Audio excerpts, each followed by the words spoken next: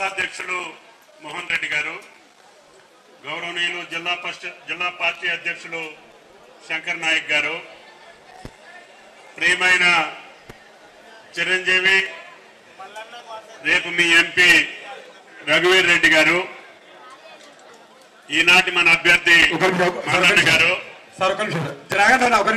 యువజన కాంగ్రెస్ అధ్యక్షులు శివసేన రెడ్డి గారు, మున్సిపల్ చైర్మన్ శ్రీనివాస్ రెడ్డి గారు, వైస్ చైర్మన్ రమేష్ గారు, లక్ష్మణ్ గారు, వేదిక మీద ఉన్నటువంటి వివిధ సంఘాల వివిధ హోదాల్లో పనిచేస్తున్నటువంటి కాంగ్రెస్ పార్టీ నాయకులకి, అదేవిధంగా వామపక్ష నాయకులకి, సిపిఐ సిపిఎం పార్టీ నాయకులు, అదేవిధంగా పెన్షనర్స్ కి, పట్టభద్రులకి, ఉద్యోగ వర్గాలకి, ప్రియమైనటువంటి మిత్రులందరికీ, పత్రికా విలేకరులకి ధన్యవాదాలు.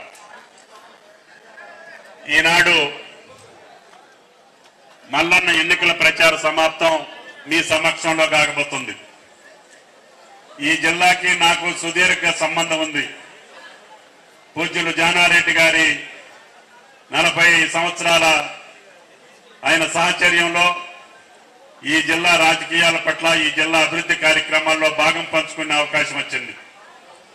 మళ్ళీ ఈరోజు కాంగ్రెస్ పార్టీ హక్కును చేర్చుకొని ఈ రోజున నాకు మళ్ళీ వ్యవసాయ శాఖను అప్పగించింది. దానికి సంబంధించినటువంటి అనేక అంశాలు మీరు రోజు చూస్తున్నారు.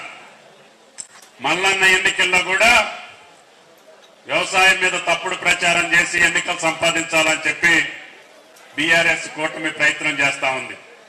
మీరు రోజు పత్రికల్లో చూస్తున్నారు.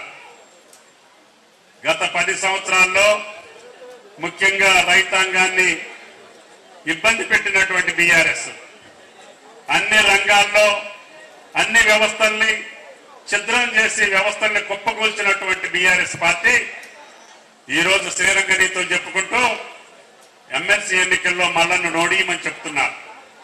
మల్లన్న యొక్క గాథ వ్యధ బాధ మొత్తం మీ ముందు ఉంచాడు. మల్లన్న గురించి ప్రచారం అక్కర్లేదు. మల్లన్న గురించి మనమే ప్రచారం చేసుకోవాల్సిన అవసరం ఉంది. ఆయన ప్రజా వ్యతిరేక పాలన చేసినటువంటి బీఆర్ఎస్ ని, కేసీఆర్ కుటుంబాన్ని ఏ రోజున కూడా పోరాటం చేసి నిజాన్ని మన ముందు పెట్టి, వాస్తవాలు ప్రజల ముందు పెట్టి కాంగ్రెస్ పార్టీ గెలుపు కోసం ప్రయత్నం చేసినటువంటి వ్యక్తుల్లో మల్లన్న ప్రథముడు అని చెప్పి మనందరికీ విజ్ఞప్తి చేస్తున్నా. కాబట్టి అటువంటి వ్యక్తిని ఖర్గే గారు, సోనియా గాంధీ గారు మన ముందుకు పంపించారు. శాసన మండలిలో ఉండాలి, పట్టభద్రుల సమస్యలను తీర్చాలి, ఉద్యోగ వర్గాల సమస్యలు తీర్చాలి, నిరుద్యోగ సమస్యలు తీర్చాలి. ఆయన గొంతెత్తి ప్రతిపక్షంలో ఏ రకంగా బీఆర్ఎస్ పార్టీ అధికార పార్టీ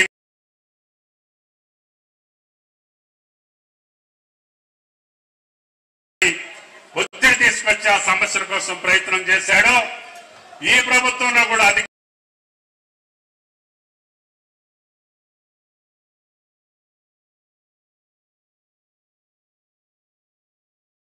నువ్వు గతంలో ముందుకు తీసుకొచ్చావో అదే రకంగా ఈ ప్రభుత్వం ముందుకు కూడా తీసుకొచ్చి ముఖ్యమంత్రి గారికి కానీ, సంబంధిత మంత్రులకు కానీ, పట్టభద్రుల యొక్క నిరుద్యోగుల యొక్క సమస్యలు తీర్చేదానికి నీ గొంతు అదే రకంగా పనిచేయాలని చెప్పి కూడా ఈ ప్రభుత్వం కోరుకుంటుంది. కాబట్టి మీ తరఫున మాట్లాడటానికి శాసన మండలికి మల్లన్న గారిని పంపించమని చెప్పి మిమ్మల్ని అందరూ త్యాగం చేసినటువంటి వ్యక్తి వెంకటరెడ్డి గారు, మొఖాన మాట్లాడగలిగేటటువంటి వ్యక్తి వెంకటరెడ్డి గారు, ఈ జిల్లా సమగ్ర అభివృద్ధి కోసం పాటుపడేటటువంటి వ్యక్తి వెంకటరెడ్డి గారు అమెరికాలో ఉన్న నన్ను ఆదేశించి మీ కోసం పంపించారు. మల్లన్న గెలుపు కోసం మీ దగ్గరికి పంపించారు. మొన్న ఆయన గారిని గెలిపించి కాంగ్రెస్ పార్టీకి పట్టం కట్టారు. నిన్న రఘువీర్ రెడ్డిని గెలిపించి పార్లమెంట్ కి పంపిస్తున్నారు. ఈ రోజు మల్లన్న కూడా గెలిపి